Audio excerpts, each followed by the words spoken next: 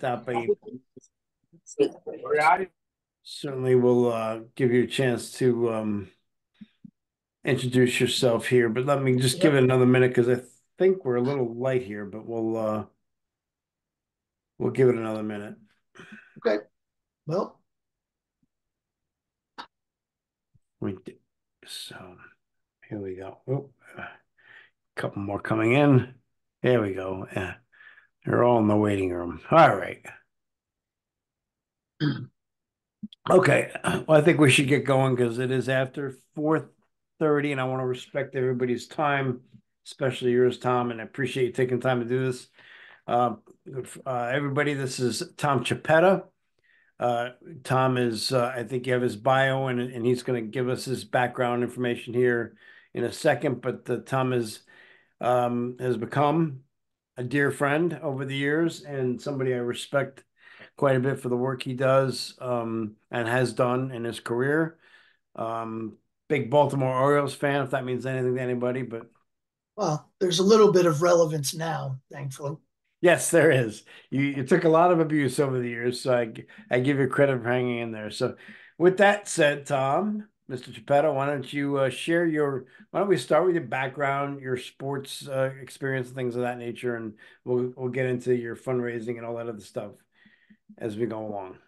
Okay. Thanks, David. Appreciate the invite as also and helping out with your classes. Everybody, pleasure to be able to speak with you guys. Hopefully, we can give you a little bit of information that'll tie in with your class regarding the nonprofit world, the fundraising aspect of it, and hopefully you'll have questions. We'll leave plenty of time at the end if there's some things you'd like to discuss. And I will start with my background, just so you know, maybe a little bit beyond what's on that one sheet that we sent out. And then I want to kind of ask you guys a few questions to see what you've been able to do in your work careers and as well as in your studies here regarding nonprofits and fundraising. And then we can jump into the fundraising, then the nonprofit world, and then at the end we'll try to wrap it up with hopefully some good input from you guys from there. Okay. So in regards to myself, I want to give you a quick thing of how I got started um, and moving into the nonprofit world and fundraising, because I worked for a long period of time in the television business, primarily in the cable television business, and a lot of that led me to get more involved in both the nonprofit philanthropic world as well as trying to raise money. And I worked at two different TV companies, Country Music Television, and I worked at Fox Sports Net on the corporate level. Was part of News Corp, and CMT was part of Viacom at that point. And I really, besides all of my public relations duties, that was my main thing, and marketing duties. A lot of the key parts also to the job was community relations, working with our cable operators and shoring up um, their relationships with us, because they were our main partners, and we always tried.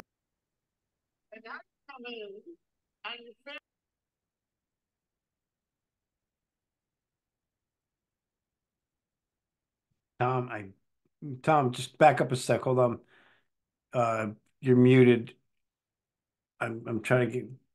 Can you unmute yourself, Tom?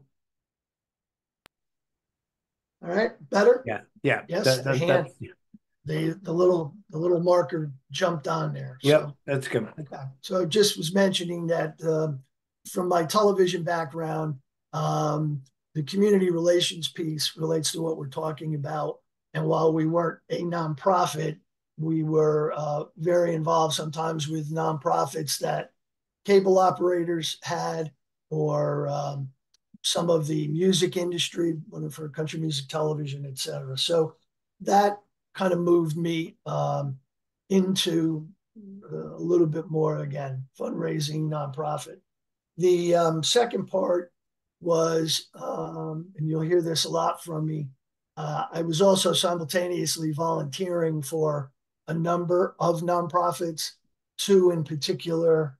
Um, One was Cable Positive at that time, which was the cable industry's um, organization, charitable organization that raised money for and wanted to try to support and work on helping for research for AIDS, which was, I don't want to date myself, but it was a very, very difficult time with people's health, and lots of people that were related to the television business were severely impacted by it.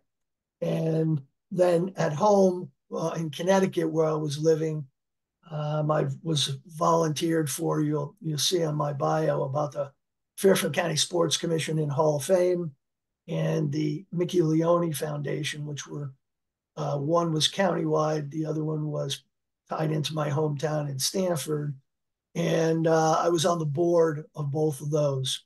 So my combination of the corporate part and the personal part basically came together at that time.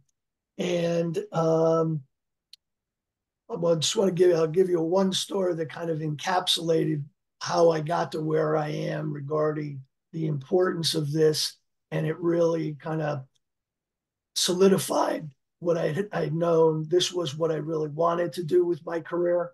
While I had worked, in PR and marketing and the television business and lots of areas and all that, there was always something there about helping others. And when you're working in those situations, um, there are a lot of dollars that are spent by whether it's corporations, smaller businesses. People want to really do things directly in their community to help those in need and whatever that cause may be. So for myself, the next stage of that was, as you'll see, I started my own consulting firm after I left the corporate world, called Good Sports Solutions LLC. And that was really came out of one of the last things I did while I was working at Fox Sports. I had the chance to be on a panel for one of the first sports philanthropy conferences, which there are many of them now, but this was kind of a new thing. I think it was in 2002. And it was a gathering of all of the professional teams, lots of professional players, um, the foundations they were starting, et cetera. And everybody got together to share best practices and try to educate everybody.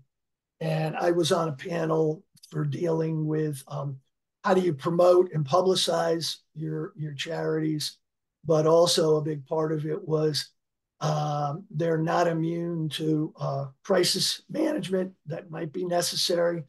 And I always use the example of if you were Barry Bonds foundation person, and all of a sudden he's on the front page every day for the steroids scandals and any other, and there are many of those that go out there, but somebody has to handle it. So during that time to speak with them, I was able to not only I was on with two other panels, two other panelists, and we really the one thing we found out was that most of the people in the room um, really were passionate about the causes they were working for and whatever charities they had set up. But a lot of them, particularly the ones that were players and personal ones, they didn't really know how to promote themselves. They didn't know how to handle it. And the main part of it were almost all of them were run by close friends or family members. And they were not being run as a business. And that's a problem because while people hear the word nonprofit, nonprofit doesn't mean it isn't a business. It's just that's a tax exempt kind of term that's used. And the handling of all of the different things that compose a business, and especially in marketing, getting the word out, and then that leads into fundraising. So after I spoke there, I was really, I was sure that I wanted to leave Fox at that point to start my own business. I had a business for 2 years similarly, but it wasn't really focused on philanthropy or nonprofit, et cetera. So I created the Good Sport Solutions. And that was probably one of the biggest and best life decision I ever made because some people thought, and I'm sure, you folks that in sports business and what you guys are learning, and not just today in nonprofit, et cetera, it's a terrific career. There's lots of perks. There's a lot of good money to be made. You meet a lot of terrific people. So the one thing that stuck with me was that these organizations, the foundations, et cetera, were hiring high level public relations agencies to handle all the things that I mentioned that they needed. And typically, they cost a lot of money. And when you're in a nonprofit, the number one goal is to make sure as much as you can that the money's going into the organization and then distribute it out to whoever your beneficiaries are, et cetera. So when I started my organization, I think the main thing I wanted to do was to be very reasonably priced for nonprofits, particularly ones that were smaller or growing or just starting, to give them a head start and to supply my expertise for that. Hey, Tom, So, yep, if you don't mind me jumping in just to pause because I'll forget. Just to share what you're saying, and this is really kind of this is for whether you work in a nonprofit or you don't eventually, and you probably guys probably already do give to your favorite charities or you have a cause. Before you give to any charity, check them out, right? Because at the end of the day, what Tom is saying is accurate. There are a lot of charities out there that are they're set up as five, whatever it is. They are nonprofit, they are raising money. But if a bulk of the money is going to administrative costs or to somebody's salary, you might want to rethink and look for another organization to give you money to. That's just a personal aside from me. So go yeah, ahead. it's an important point, and that is just sort of wind up this part so you'll know how I kind of move forward with the business. And primarily, I was a one man band, but I had a lot of expertise, a lot of different skills, and I had a number of associates that I could call on for whatever else, maybe just beyond PR, whether it was helping with events, whether it was helping with other marketing communications, et cetera. So I was able to build a business that I still have to this day. And as it says in my background sheet, the two places that I volunteered for, probably this might be the most important piece of information I can share with you. I'm sure you may be aware, but in my life, it changed everything. Um, the Sports Commission and the Mickey Leone Foundation, which was kind of Bobby Valentine, who used to manage the Mets personal charity. Um, Being on the board there, I knew that both of them were growing and they were going to need possibly somebody to provide some leadership, not only within the board, but potentially the rapid rate they were growing, that they might want to hire someone. And that's exactly what happened, because within a month after I left Fox, the Michelini Foundation hired me as their executive director. And about 2 months later, the sports commission uh, took a took a different turn, because it was, like you probably guys know, sports commissions are typically part of like the culture and tourism aspects of the state. They're run as for-profit operations, and the state of Connecticut pulled all the funding for those at that time. And being a board member, 4 or 5 of us decided to relaunch that organization to become a 501c3 charity, which, with, as mentions in my bio, that we're really there to promote an active, healthy lifestyle for all of our residents, primarily our youth, and personal development through sports. So I was there and instrumental in moving that along. So the combination of starting my own Good Sports Solutions, which again wasn't a nonprofit, but it was helping nonprofits, and having 2 clients right away, where I certainly wasn't making the money I was making with Fox, but it really gave me a steady foundation for I don't know, 3 or 4 years when I was starting out. So, point again is volunteering in a number of places, when that's what we'll get into the nonprofit world, is we're going to segue to that.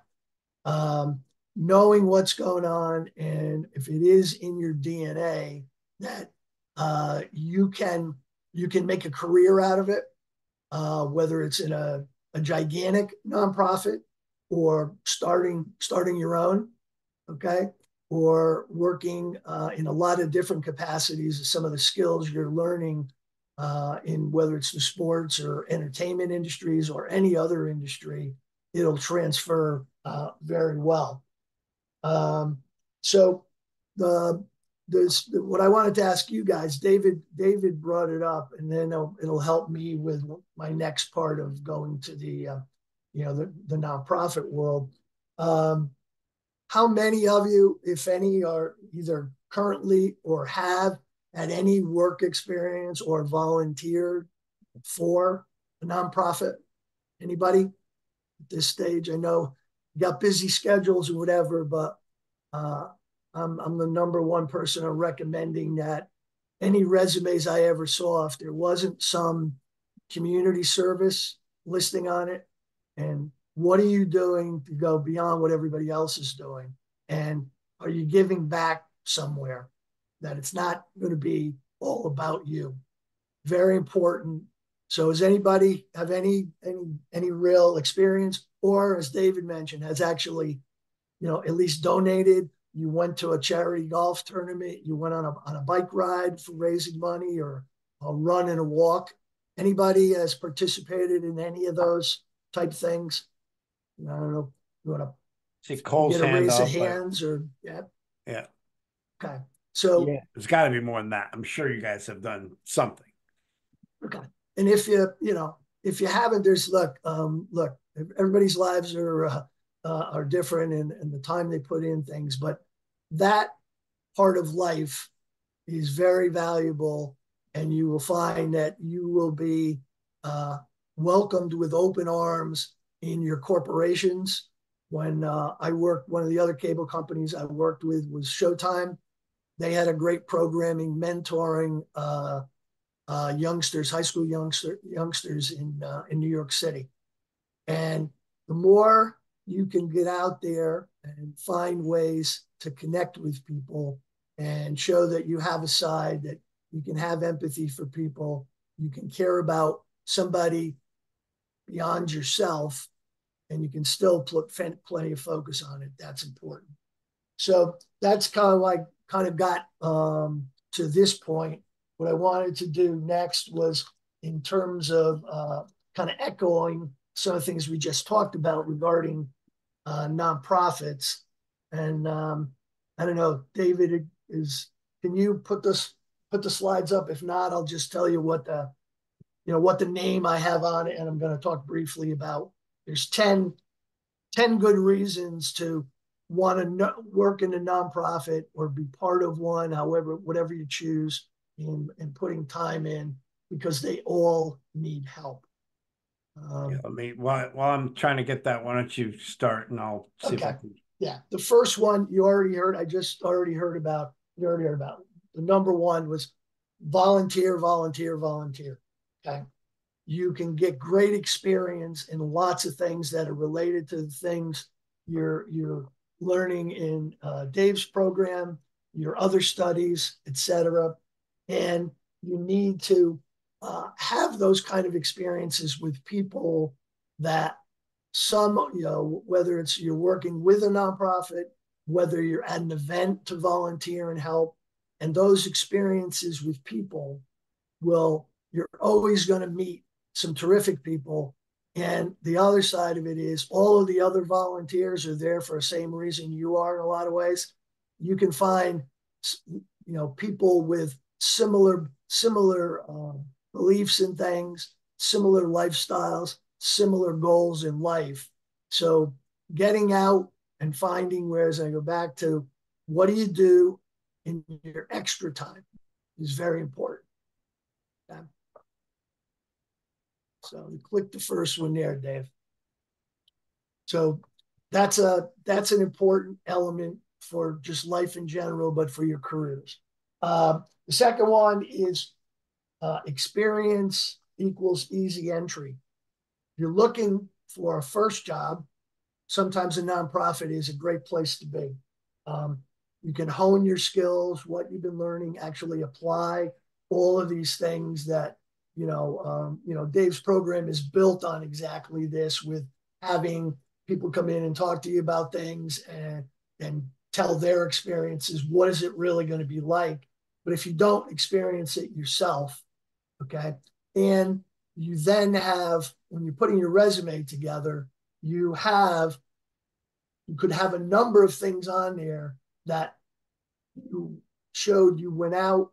It's like uh, giving back to the community, but more important for yourself, you now have experience in the skills to, if you worked on a communications project or you were involved in helping to run an event, whatever they might be, your networking will expand and your resume will expand at the same time, which is very important, because most of the time, I know everybody goes through this. You put a resume together, you think you got a lot of great stuff on it, but people want to know is if you're in college, you're just getting out of college, you're a grad student. Well, how could I have experience in doing these things? Well, you can. And that's one way to do it. And those that do, I know when I was looking for interns, I worked at 3 or 4 major media companies and sports businesses. That was, again, what we were looking for. Did you take the time? Everybody has really good grades. They went to a really good school. Um, what kind of, what kind of experiences are you doing that differentiates yourself? And that's another key word. I'm not going to say everybody's a dime a dozen in the marketplace now, but it's a hugely competitive marketplace. Since the pandemic, thank goodness, the economy, the market, it's tougher and tougher. What are you going to do different? So that's number two. The expand your hat rack one that was there was, um, you're going to wear a lot of different hats. Multi-purposing is huge these days. The more skills, the more jobs you can keep. And when you have a job, if you can do 2 or 3 things that somebody else in your office is doing or in your department, that's going to give you a step ahead. I know for sure personally, again, when I was at Showtime, my main job was working in PR, but I also had marketing background stuff that I was able to do, as well as my television experience and some programming. And when they started letting people go, they looked around to see who had the abilities to, fill a hole. They were going to get rid of a marketing coordinator. Well, okay, I think Tom could do that. So keep that in mind. because that is going to keep you employed, and it's going to give you minor league sports are great places for this. They ask you to probably do 10 things under one title. That's an important piece. That gives you that experience again that is going to put you ahead of some of the people that are out there looking for jobs. Okay. Um, the number four, you just have to know in this nonprofit, it's never going to be about the money for you. It is always going to be about the money for the cause and helping other people. Um, you'll make a more than legitimate wage. You're not going to be fully doing it for the money, but there is easy expansion. You do a good job. More importantly, you're going to have something every day for your job, no matter what. You're going to want to get out of bed and do it. A lot of jobs that you take, the first jobs, you might be getting paid better, but it might not be the most exciting or something you're really, really interested in. And that part of it, and seeing every day the people that your charity is helping, you're going to meet a lot of those people. You're going to hear their stories. You're going to see their stories. You're going to live their stories. And that is another way to, get out of yourself and see what the rest of the world is doing and how they live, and finding ways to come up with solutions. And that's why the solutions in my business was, the most important word, because everybody has problems. And if you can help solve problems, you're going to be ahead of the game as well, being resourceful. So, the money part will come, and I'm a perfect example, as are lots of other people I know that, we're working in nonprofits that can still continue to climb the ladder. Okay. Number five, give back, get more. It's kind of a whole life philosophy. The more you give, it's going to come back to you. And I think for most successful people in any walk of life, and I think both Dave and I have been fortunate to meet a lot of very, very successful people, a lot of very, very wealthy people, a lot of very prominent leaders, et cetera, in sports industries and beyond. And they all have a side to them that they know they need to give back. So, and there's so many ways to do it. It doesn't have to be going in your own pocket, but the effort and the time you put in a nonprofit, the value of that, sometimes you can't put a price on. And most of the time in a nonprofit, it's probably going to be a smaller group. You're going to be working with maybe 2 or 3 people, not 20 people, and you could get lost in the shuffle. You have a real chance of being a shining star if you utilize it, properly. And one of the things that, you're here, and I won't continue to pound it to you, but it's about finding happiness in life. That's where your career is going to go. What you do with other people, for other people, things that you enjoy. And typically for anybody who's just either, again, getting out of college or grad school or first jobs, they may not really be able to find that. So, but nonprofit is a place to look, because there's it's more than a saying, I guess. It's called the 3 pillars of happiness, and there's 3 different things. And when you're in this environment, you're going to feel all 3 of them at times. And one of them is personal growth. And you want to grow, this is one real great way to do it. Besides your education, you can being able to, whether you decide you want to help kids in some ways, like my organizations have done, but it's very, very important.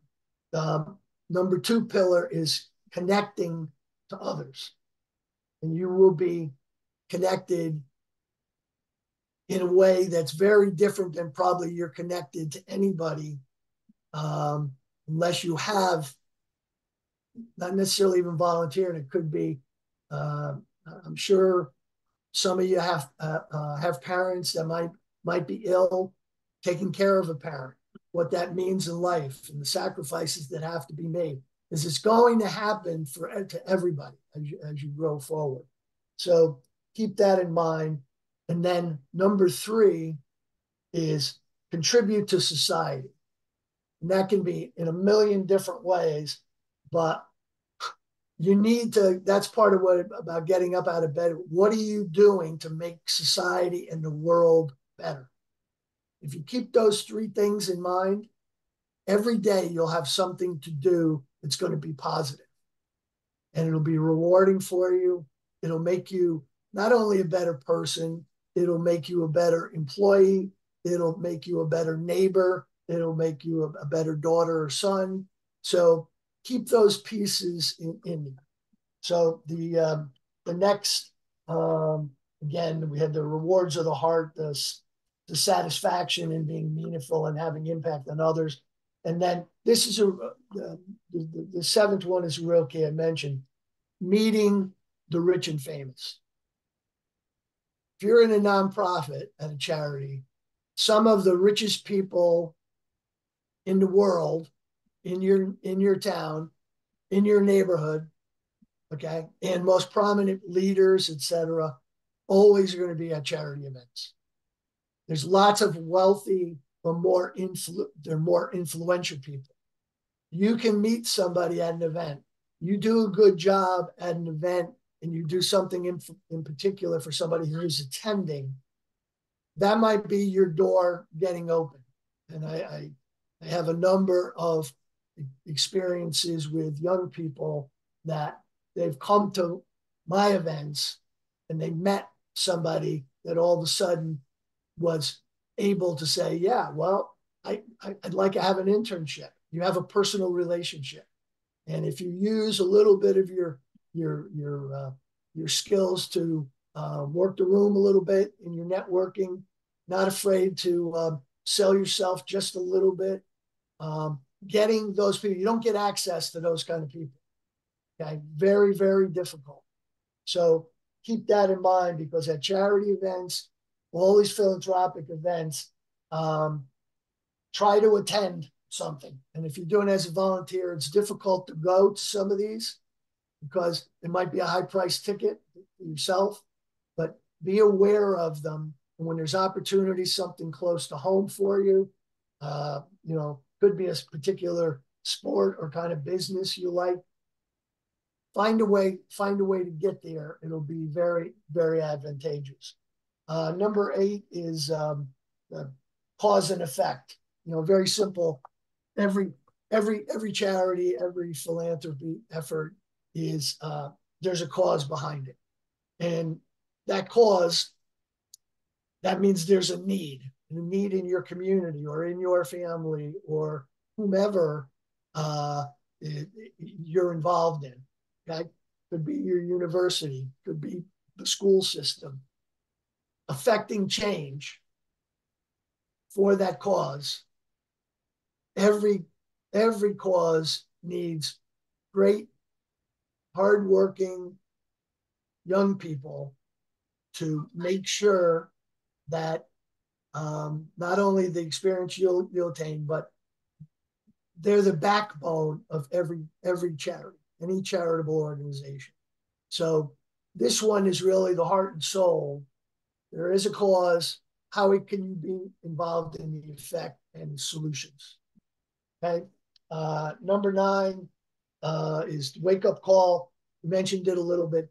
It will give you a very different view and perspective on life. It'll keep you grounded.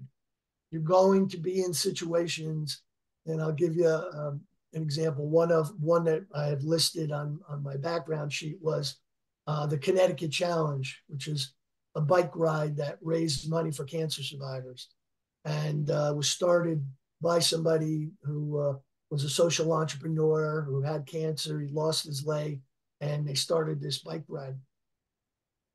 My job was doing kind of PR for them, of telling all the stories of some of the cancer survivors who were very brave to share their stories. Everybody likes to have privacy about it, but they wanted to help others. Uh, Corporate teams that were put together, or neighborhood teams, giving them public to give them encouragement and see a photo of them, or if they were running for a particular person, that you're going to live that and it's going to stay with you, And in this instance, in the 3 years I worked there, I worked very closely with lots of the bike riders and the teams and other people, and the survivors that were part of the program. And I would say probably at least a dozen passed away during that period of time. And you can get close to them. So it's another thing to just always think about. It's not about having more, it's about being more. And that's something you can hold on to, because how can I do more? That goes back to your extracurriculums of community service. How can I find those ways? Because it is going to continue in your life and it's going to move you forward. And it does help to differentiate you. Okay. And then the last one is the oh happy days. When you're working that environment, I mentioned something that was somewhat heartbreaking at times, but for the most part, the people you're involved with, you're going to get inspired yourself, and you should have a smile on your face all the time. You should walk with your head high, because when you're in that environment, you are going to have emotions that come into your job. A lot of jobs, you sit at a desk and you're at a computer, and there isn't a bit of emotion the entire day. You know, I don't know if many of you know. I know David had ties to him. Jimmy Valvano. You might probably see with the ESPN when they have the ESPYS, all the money goes to his foundation. And his speech is one of those greatest speeches that's always replayed. And he said something, you need to cry each day. You need to do 2 or 3 other things. If you do that every day, you're gonna be a real person, and you're gonna learn from it, and also have empathy for others that are going through it. So the time and effort to put in for some of these extra things, or if you are thinking about moving into a nonprofit world, those are some of the things that I always try to stress, that it's going to help you overall as a person. So it's important. And the other thing it allows you to do is you can have impact in shaping the culture of these organizations, and having a hand in that. A lot of times you have a great corporate job, you're making extra money, you don't have a voice. You're probably not going to be heard. If you want to have an impact, these are some of the places and the type of things you can do. And it doesn't take long for somebody, again, to recognize you within the company. And there are lots of different ways to get not only recognition, but getting, whether it's more compensation, whether it's getting promoted, all of those things. So keep that in mind of this overall picture of what nonprofits do. So does anybody have any questions on that? The fundraising I'm going to do quickly, and then we'll want to wrap it up with some questions. But you have any immediate questions about any of the things we talked about, or this point? I just want you to know that they were tasked with watching the Valvano speech Okay. earlier Well, in good. this We're on the semester. same Yeah, wavelength. We didn't yeah. set that up. It's on their Blackboard assignments. So and they've responded to that as well as some others. And you know me, I'm a ball buster from day one. So I just have to tell you, I want to know where you got some of the graphics for your PowerPoint because I have never seen a more basic. It's beautiful. I mean, everything was, it's black and white, and that's Well, what a nonprofit PowerPoint should look like. look, it's So, I no, but know it's I you need to hear from me, you need to hear from Dave, you need to hear from others to explain those short things. that's it. But Keep it I'm a simple. big believer. Look, everything in this world now is an acronym, That's correct? right. That's Because right. you gotta, whether you're on Twitter, you're on wherever, it's all everything is abbreviated. That's Every right. every business has an acronym. Nobody. I just changed, as you saw in my background. We were the Fairfield County Sports Commission. Our Right. goal was to become FCSC. Well, we finally got there, and we decided we needed to change it. So now the acronym for Fairfield County Sports Hall of Fame and Youth Foundation, and David's been one of the people that's helping me with two other wonderful guys with lots of experience. So now the acronym, I don't even want, but when people are writing a check, to write out a check to Fairfield County Sports Hall of Fame and Youth Foundation, you give them the acronym, and that leads into fundraising. The There you go. easier you can make it on them. Keep it simple. Use the Keep it. word easy, because sometimes, no matter what you're doing in fundraising, whether it's in a nonprofit mode or whatever, um, there is sometimes easy money. Okay, lowest hanging fruit. If you're paying attention, you should be able to do it. Or if you're lucky and you get in the door of somebody who really likes you or likes what you do or likes your organization, um, it can be very fruitful very quickly for a long time. I'm Yep. going to give you one example of that because most of the time that's not the case. And I always hate to use the word when you're in a nonprofit and you're looking to raise money of, in quotes, begging because you need support, because you want to keep the doors open, you want to help people. And I have people to this day over 20 years with we're 20 years in my sports organization and the foundation now. I still haven't gotten a nickel from it, but you never know when it'll happen. But one of the ways, in terms of fundraising, there's lots of vehicles, to do it. Between getting donations, writing grants is a very important part of it if you're working at a nonprofit to raise money. But in this instance, where I guess in close to maybe the last 5 or 6 years, um, there are, well, where is all the money? It's in big corporations. And where is all the money in there? They're in trading floors.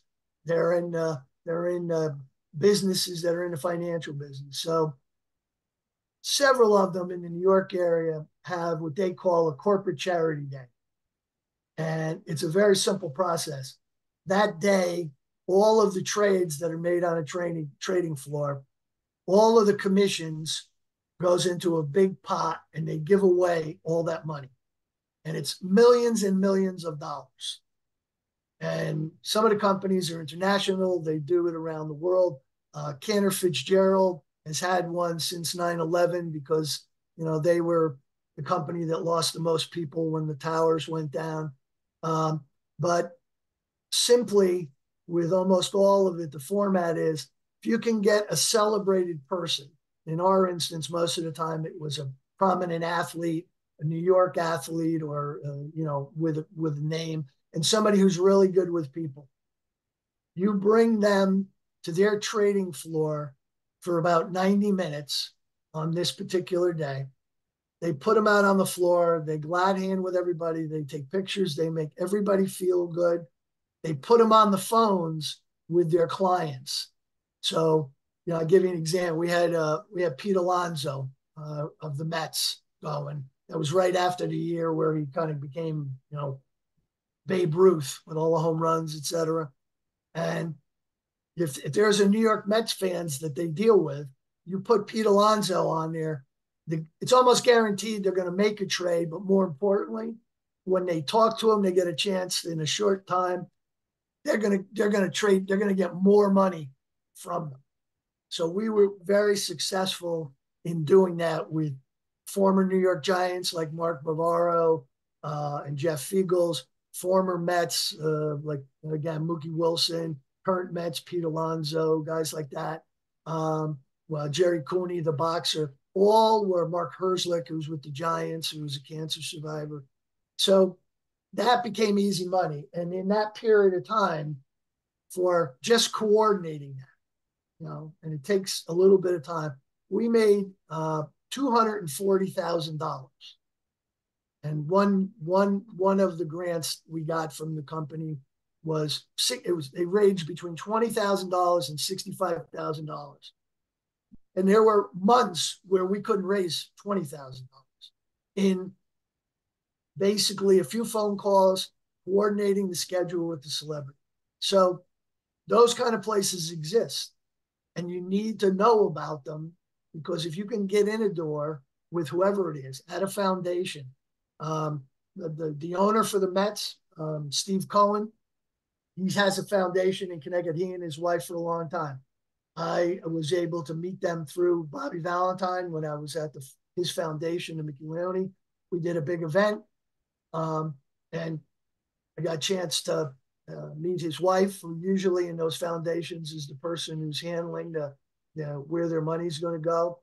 And secondly, I had a high school friend who was the assistant to Alexander. Easy money again, didn't have to do much. Sent her a note with like a one-page something. In 10 days, there was a $5,000 check in the mail. So these are the extremes. But fundraising is a very tough thing. You have to be able to sell yourself. You have to be able to sell your organization. You have to be cordial. You have to be nice to people that maybe you would never want to be nice to them at all, because they're, for who they are.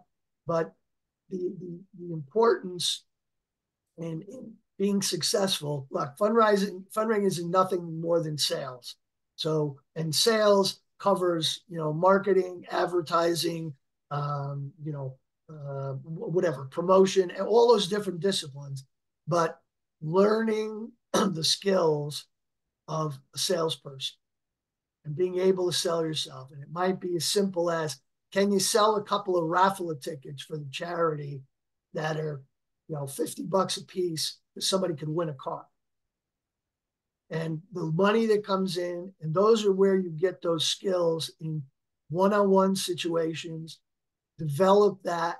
And I know Dave has some classes, and I'm sure in your workplaces, I don't know if anybody's directly in sales, but sales is very difficult, because sometimes you don't have a salary, you have a commission, and that's what you live on. So honing all that and all the things we're talking about, particularly in a nonprofit setting, that is sometimes you need to make people laugh, sometimes you need to make them cry about your charity of, because I think, as you saw in my list of accomplishments, this past year we gave $65,000 back to 17 different charities in 6 communities. 3 of those were what we like to call, through our youth foundation and the Hall of Fame, extended family. 3 of them all passed away. Our Courage Award and our Memorial Scholarship for Chelsea Piers was one. We re-upped that for 2 years for high school girls in Norwalk. 2 of the others had a rare form of cancer. They died in their early 20s. Their families started foundations. They're trying to keep their legacy alive. They're trying to keep their spirit alive. And they're trying to help research so other parents and their siblings don't have to go through this. So we gave them money to help with that. So those are the kinds of things that when you fundraise, what are you going to do with it? That's the most important part. Okay. Finding the right places, like Dave mentioned, if you give a personal donation, make sure you know where they're going. The places we chose always were one that the charities have been around for a long time.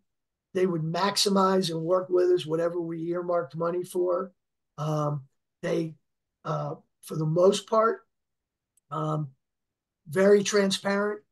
They're going to give you information about how that money was spent that we talked about. So there's probably three parts to it, as we were talking about, between being at a nonprofit or helping a nonprofit or giving to a nonprofit. And that's where the fundraising piece comes in. One other last thing regarding that is, and then we can wrap up. And I want to see if you have questions because we're down to, about 10 minutes or so. The common, in this, where the world is right now in our country in a lot of ways, it's pretty much a very divided thing for whatever reason. The reasons, you don't worry about the reasons. There'll be solutions, things we'll find out. But what nonprofits and the fundraising part and financial support and all the things that I just got through talking about, they are a common cause. You're trying to bring people together for a common cause. That stretches into every part of life. And if you can experience that yourselves, it's going to stay with you forever. And there's not that many things that you will do for work that will. And take it from me, I was in the corporate world for a long time. David's been there. I've had my own businesses. I made the right decision for me. And I recommend it if you have a little entrepreneurial spirit in this day and age with, with the internet, all the platforms, AI, you can start very successful businesses right away and use your education there. But every good idea needs money behind it. And most ideas don't ever get off the ground for two reasons. One, they don't immediately do something about it. When you sit and talk about it like we're here, do something. Carry one of these things, hopefully, that I've mentioned. You've heard from Dave, you've heard from other people. Try to put something in place. And then the second part is, okay, we got a good idea. We got to get people behind it. So you have to sell them. And then the final piece is, okay, where's the money going? And the money is the biggest obstacle. And that's why fundraising is vital, whether it's for healthcare, whether it's for education, whether it's for cause, a million different causes and a million different charities. So keep those thoughts in mind. It's why I use those short little blurbs to just make you think. Okay, you don't need to have too much behind it. Hopefully, I filled in some blanks. So, anybody have anything question-wise? Do you have anything that you might want to discuss that I didn't touch on that you'd like a little bit more? So we can do that, and hopefully, again, gave you a little bit of reason for some thought. And Dave has my email. I know a lot of times around people don't want to do things in front of people and whatever. You want to send an email, I will respond. I will respond as quickly as I can. And going forward, because I've done this, and David will tell you, he's got 10 guys like me that have been helping him with not only Manhattanville and all his educational programs. We're going to be there for people, and we will respond. We will help whatever we can. You need a contact somewhere, you're trying to get a job that he can't help you with, he's going to be the best guy, but we all share that. So again, anybody have anything okay. I got the question here from Joseph. It's how do you communicate with all, let me open it up fully so I can see.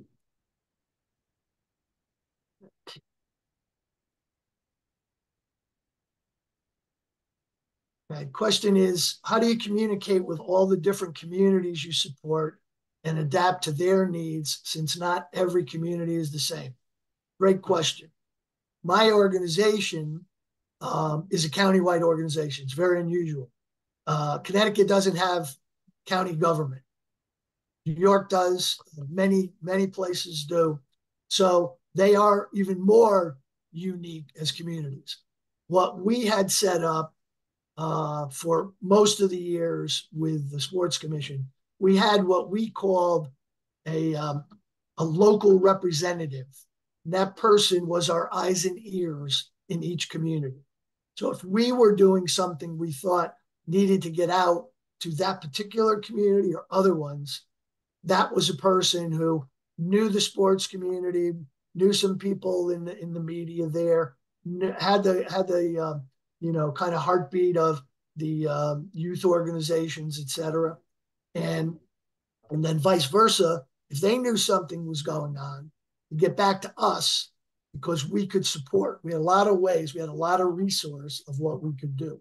So finding someone like that could, again, act as eyes and ears. We didn't ask them a lot, but one of the things they also did, we honored sports persons of the year from 16 different communities at our gala dinner, which unfortunately we don't have, but we had it for over 15 years. They helped to select the right person and make sure, because we weren't just getting the most obvious person, it was the person who contributed to the most uh, important things in the community. So that's certainly one way to do it. And obviously, if you're in different communities, almost every community has a sometimes they have a Facebook page. They have the boards where you can go on for like the patch and those kind of places where you can post your own stuff to get the word out in those communities. And the other part is staying in touch even with the traditional media, that you have contacts with the local television station and the local news. You have somebody that you can rely on at the local newspaper, whether it's a weekly paper or whatever, the local radio station. So you can hit them for 3 or 4 different ways to communicate your message, and to then that's another relationship you have. And it was one of the most powerful ones we had, because my background was I was a sports writer in Bridgeport, Connecticut for over 10 years, and I worked in the PR business. The media people can really help you. And when we just relaunched our organization, the Youth Foundation, um, I went back to one of my old colleagues, and they did a great spread in the newspapers. And if anybody lives in Fairfield County, you know that Hearst owns almost all the newspapers, the dailies, and from New Haven to Danbury to Greenwich and weeklies. So anybody else, did that hopefully, does that answer your question in terms of how you can communicate? I think Anthony has a question for you. Okay. Hi, Tom. Thank you for speaking to us today. Yeah. I just wanted to ask, sort of over the last sort of 15 and 20 years, there's been several economic downturns, and I don't suppose there's not ever going to be another one. How do you, as a non-profit that are asking people to give money, how do you adjust your message or adjust your ask in a time when people are less likely or less able to give, but in a time when programs that you do set up are more important? Well, that's a great question, and it's very important to continually adjust. And when these things happen, regarding of whether sometimes if you change your strategy, like one of the things why we got plugged into that corporate charity day things is that money they're giving away, and there's lots of corporations that are doing this. We're one of the smallest charities probably that they, for whatever reason, we brought them the right people. They like to get different people to come in. So if you're trying to get donors, there's lots of giving days. And, the Fairfield County Community Foundation had one for 10 years. Unfortunately, they didn't use it this year. Keeping in touch in the nonprofit world with associations like that. I don't know. You might have one. I don't know. Where do you live, Anthony? I'm in New Jersey. You're in New Jersey. There probably is some entities that they are responsible for, sometimes statewide, sometimes countywide, and sometimes within of working with your local representatives. One area that continues to give money, and granted, is the state of New Jersey or the state anywhere. Okay. And if you have advocates, people knowing who your local state rep is, knowing who your local state senator is, knowing who you're having relationships with your congressman, is they have access to tons of money. That's their main job. So if you have some built-in vehicles to raise money, whether it's, we were very event oriented at the first time. It takes a lot of time. It costs a lot of money to put on a big event, so you don't get a bigger return on investment. But having campaigns, like there's a million ways to do it, whether it's an annual campaign through the mail, with social media, try to create something that in your community that has maybe never been done before, whether it's tied into your charity that you would like to be working with or helping. Because I'll give you an example. I forget of which charity it was, but the Gatorade baths that everybody, okay, that raised it raised millions and millions of dollars because something went viral, somebody got on it. It's like magic. So that's, in this day and age, trying to get something to go viral is probably the easiest way to get the word out in so many places.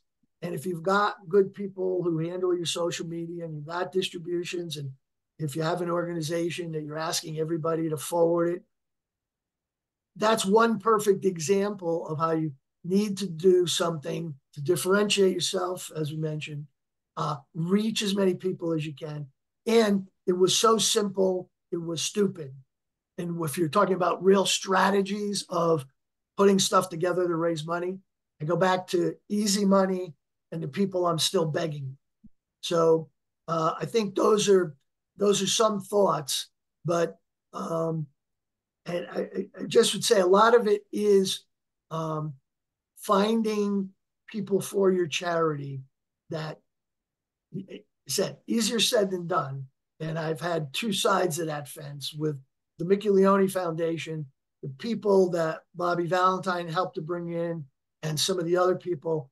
We'd have an auction, and he would give out for the three people, 2 airline tickets to Japan when he was managing over there, with everything taken care of. And all of a sudden, in 20 seconds, you had $60,000.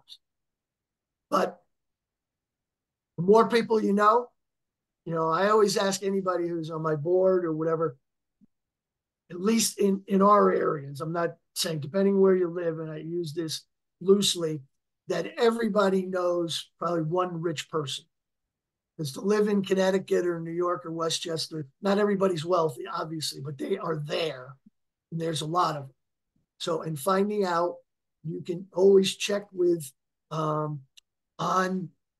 there's a couple of different organizations that really oversee charities and transparency, where almost every charity has their 990 tax form on their website, or you can access it on the internet.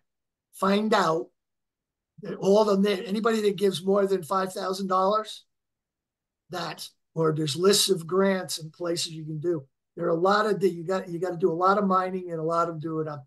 I'm also, as you saw recently, last couple of years, I'm the chairman of the board for the Kids Helping Kids in Stanford. And we had one of our board members that was actually on my board for a long time. He was the executive director at the Greenwich Boys and Girls Club. And Greenwich had a wide variety of very, hedge fund people, whatever, and grants. So those are some of the ways that I think you can help combat when times are a little bad. And, if they can't do it now, just don't forget them. Go back, because you're going to have, if you got a good cause, they're always going to need money. Being persistent, but not obnoxious, and being aggressive is very important. This is not going to drop off the trees for you, but that's, those are some of the things. Was that helpful? Yeah, that's great. Thank you. Okay. All right. I know, Dave, we're a little over. Is there more time? If anybody Hey, else have Mike, any other Michael, what's your questions? question? Go ahead. We're good. Um, Okay. Hi, my name's Mike. I have a question about how do you fund a nonprofit? Like, how do you get donors and advertise and stuff? Well, donors come in lots of shapes and forms, Michael. Um, One big part of helping to get funded is putting together almost every, well, I would say every nonprofit has a board of directors. Okay, it can be as few as just a couple. It could be as large as 20 or 25. Um, that's a big part of your selection of your board people for getting their expertises in how they can help your cause part, but also try to have some people who they can write a check for $1,000. They can write a check for $5,000. Some boards have what they call, simply it's a money board. Might be 3 or 4 people on it, where that's the only thing they do is you're guaranteed they're going to write you a check, usually for a certain amount. It doesn't have to be a fortune. So you have operating capital. Second part is they ask their friends who are in similar situations with their wealth to see what they would do. Can they help? So you're connecting people in that higher financial brackets. The second part, as I mentioned, is events. A lot of our funding, particularly when we started, because when you're new, getting people to support you is very difficult. We got almost 20 years now in the bank and from there. But events are really good ways to do it, but you need usually manpower, you need a little bit of money. Typically, all of our events were sponsored by a local business, a major corporation. I think you saw, if you look at the names that I listed that I had, in our organization, we had relationships with. If it wasn't for them, that answers your question of those types of companies. And within every company, you need to get to know who handles the community relations, who handles the local marketing budget, because every company typically has 2 sources of revenue they can help you with. One is through their foundation and their philanthropic work. And that's different from marketing money that they want to, we were a sports organization. So it was logical that ESPN and NBC Sports would want to help support us. And from my television background, I had, a number of people. We had people on the board from those companies. So the process is, a lot of it is in creating your board. You find people that have a great expertise that can help you, find people that are going to be committed to your cause, and can they help raise money? And every board member typically knows one of the responsibilities is to raise some money. We would rather they raise money in a number of ways, whether somebody can give us an auction item because they own a home in Florida and you can set up a trip and get airfares and you might get $2,000 or $3,000 for that. They don't have to go in their pocket.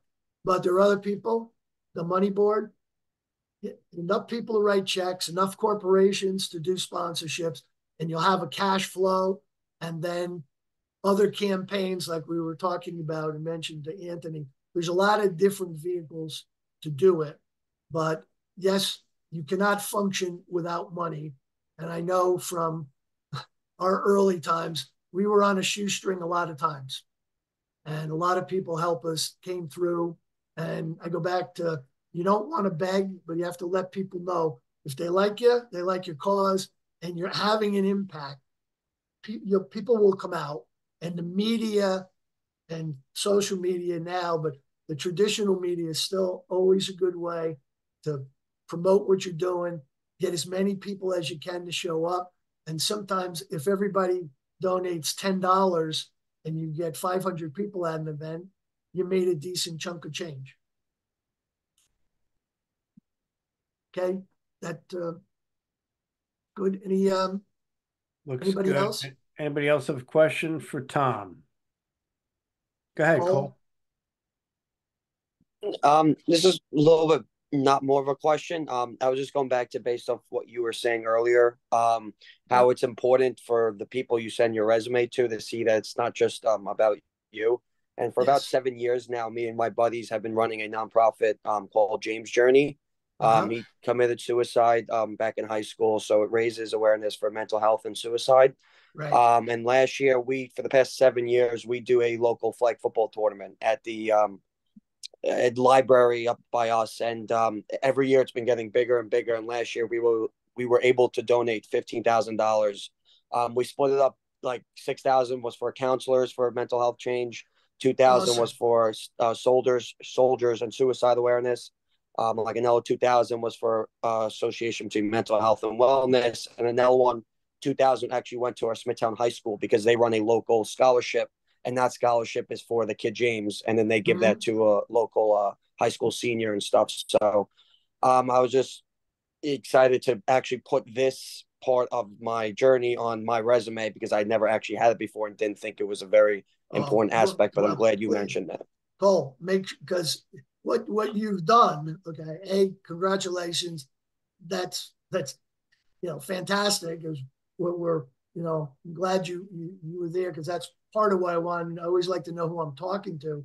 You've already got something that's lasted 7 years, right? You've made that impact.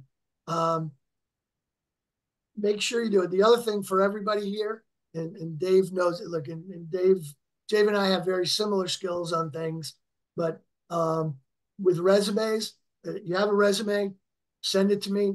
I'll help you if it needs revision. One thing I will do, since I was a sports writer and an editor, any typo you have, I'll pay you $50 if I get back to you and it hasn't been taken care of, because that's the first problem you have. Okay, and Dave and I know about your writing skills and whatever, but the simple answer, my last name, see, it's just Tom C. Well, it's Chiappetta. You saw it. I got 2 P's, 2 T's. I'd say 50% of the people, young people that sent me a resume, when they have a note, they had my last name misspelled. So right away, Dave has the same problem, as you can see with his lab. We got a lot of vowels. They can get jumbled at times. But that goes right away into another pile. It means you're not buttoned up. If you can't find us in the correct spelling for anybody you're sending it to in this day and age, and even because it's on the internet, it might be spelled 3 different ways. You need to find out before you press a button or send.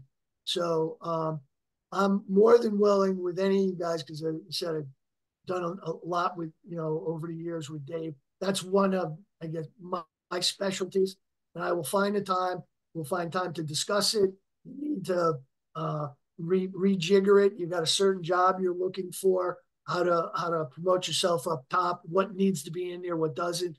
But look, I'm not forcing anybody to say but the value of it, and I know for lots of other people, that community service, that entrepreneurial spirit, the success of it, when you have those, you need to trumpet those. And this sounds like a grand success, and I'm sure that lots of other of you have them. And whether it's small, you can make it sound and look bigger without question. And if you need help with that, David will pass along my personal info, whether you want to call me, text, set up time, but be more than willing to. And again, keep it going, man. Keep it fresh. Keep doing everything you were talking about. It's great to hear. And you guys would be crazy not to take him up on that, because you're talking about somebody who's worked professionally for many, many years and is trained to not just to pick out the typos, but to help you tell your message, and never be ashamed to put your volunteer work on your resume, because you just never know, who that's going to register with. somebody who's, whether it's a walk or, you're all involved at the college. So, yeah, it's that's important, Tom, we thank you. Great, a lot of information as always, and appreciate you taking the time. All right. Well, my pleasure, guys. Hopefully, left you with a couple of things. And I said that those little shorter messages usually are ideal to, to try to think about it, take some action on. And then again, Dave will give you my info. Get in touch and whatever I can do. The other part is when you get Dave or I, we have tons of other people that might be even better suited than us for what you're looking for and potentially help. So that'd be great. So have a good evening and hope to see some of you guys again. Thank you, Tom. Okay, take care. Take care. Thank you. Appreciate it. Okay, bye.